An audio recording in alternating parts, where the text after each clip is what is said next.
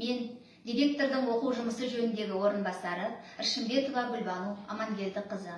Өзін-өзі тану пән бірлестігінің жетекшісі Мамаева Мирадан тәуелсіздік ұлы есім атты челленджді қабылдап алдым. Тәуелсіздік, еркіндігім, қасиетім, қастерлім. Өзің барда, өзегімде жоқ шермің. Кеше сенің келбетіңді арман қып, боданыңда бұғауландық өзгелдің.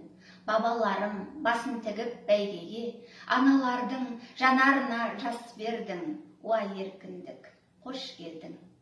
Өзегімді өрт қораған қоғамда, өз үйімде өзім өгей болам ба? Алшаң басып жүре алмаса алталаш, азаттығым, қасиетің жоғында.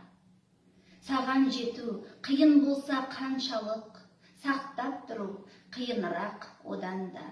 Алла берген азаттықтың әр сәті аманат қой, маған, саған, оған да.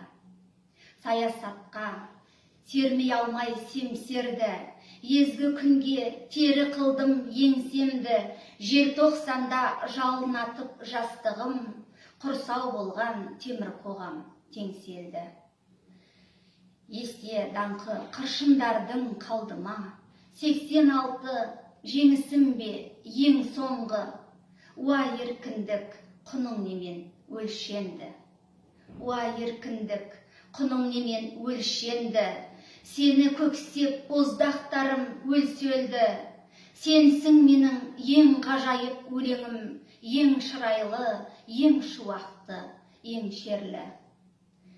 Әр таңымды шүйіншілеп тұрайын, Құдай берген ғұмырымда өлшеулі. Құрметті әріптестер және оқушылар, тәуелсіздің 30 жылдық мерекесімен құттықтап, челленджді мектебіміздің әлеуметтік педагогы Елемес Тұрарбекке және 7-ші сынып жетекшілері мен оқушыларына жолдаймын.